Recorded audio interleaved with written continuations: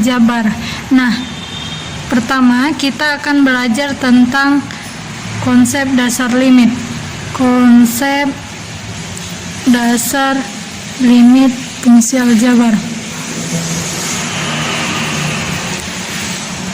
Limit didefinisikan dengan limit X menuju A dari fx ini sama dengan L, yang artinya untuk X mendekati A, tetapi di sini X tidak sama dengan A, maka fx mendekati nilai L.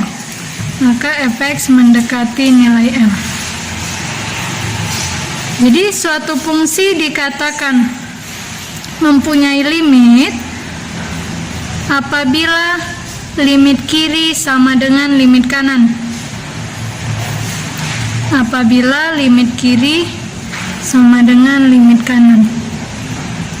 Jadi limit kiri ini didefinisikan dengan limit X menuju A negatif di limit kiri dari fx ini nilainya akan sama dengan limit X menuju A positif dari fx. Contoh, limit dari X kuadrat kurang 1 per X kurang 1, sini X menuju 1, maka untuk mencarinya ini kita cari limit kiri dan limit kanannya. Berarti di sini kita buat tabelnya. Nah, di sini X-nya mendekati 1. Berarti dan syarat di sini tadi kan artinya tidak sama dengan A, berarti tidak sama dengan 1. Berarti kita ambil yang mendekati dari kiri. Ada 0,8, 0,9, 0,99 dan seterusnya. Dari kanan kita ambil ada 1,01, 1,1 dan 1,2.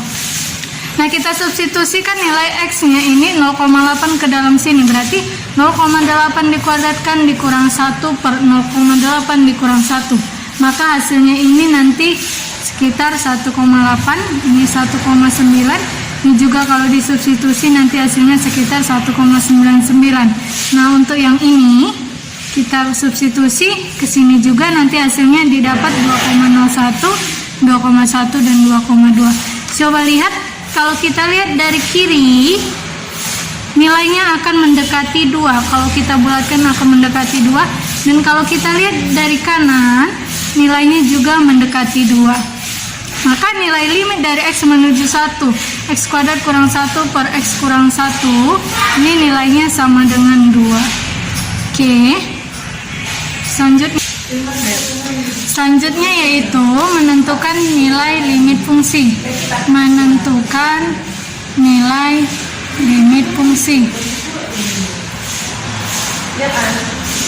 Nah, untuk menentukannya, cara pertama yaitu substitusi nilai A.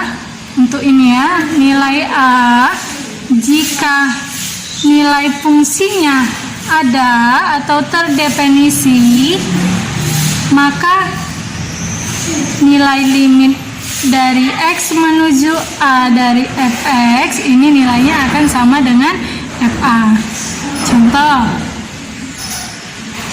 limit X menuju 2 dari 2X tambah 4 per 2X. Nah, kalau gini berarti kita substitusi X-nya 2.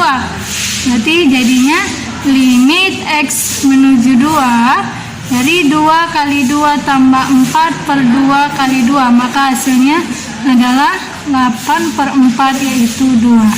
Nilai fungsinya ada, berarti nilai limitnya 2. Kemudian kalau disubstitusi menghasilkan bentuk tak tentu, berarti bentuknya ini yaitu 0 per 0. Maka langkah selanjutnya yaitu memfaktorkan. Berarti kita faktorkan. Nah, kalau difaktorkan nggak bisa, berarti langkah selanjutnya yaitu kali akar sekawan. Oke, perhatikan contohnya.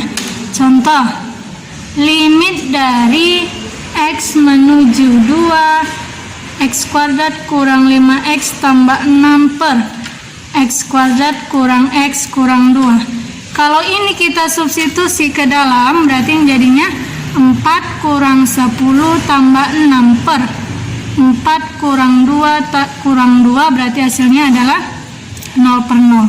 Nah, ini kalau kita substitusi menghasilkan 0 per 0, maka kita faktorkan.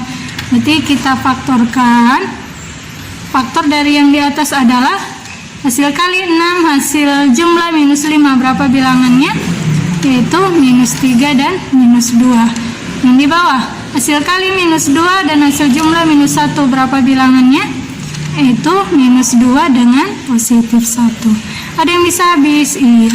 Inilah yang membuat dia 0 per 0. Ini bisa habis. Maka kalau sudah seperti ini, langsung kita substitusi. Berarti limit X menuju 2 dari 2 kurang 3 per 2 tambah 1. Maka nilainya adalah minus 1 per 3. Nah, limit X menuju 3 dari X kuadrat kurang 9 per akar dari X kuadrat tambah 16 kurang 5. Nah, kalau soalnya seperti ini, ada bentuk akar sekawan, ada bentuk akar di bawah sini. Kalau kita substitusi ini menghasilkan 0 per 0, maka difaktorkan juga tidak bisa, berarti kita kali akar sekawan. Sekawan dari yang di bawah yaitu akar dari X kuadrat tambah 16, kawannya kurang di sini jadi tambah 5 per ini ya. Nah, kalau kita kalikan berarti hasilnya nanti X kuadrat kurang 9 kali akar X kuadrat tambah 16 tambah 5 per, berarti ini bentuk A kurang B, A tambah B, berarti jadinya X kuadrat tambah 16 kurang 25. Berarti limit X menuju 3 dari X kuadrat kurang 9, ini tulis lagi, per di bawah hasilnya X kuadrat kurang 9. Ini yang membuat 0 per 0, berarti ini kita coret. Berarti kita substitusi, berarti hasilnya limit X menuju 3 dari 3 kuadrat tambah 16 tambah 5. Berapa hasilnya?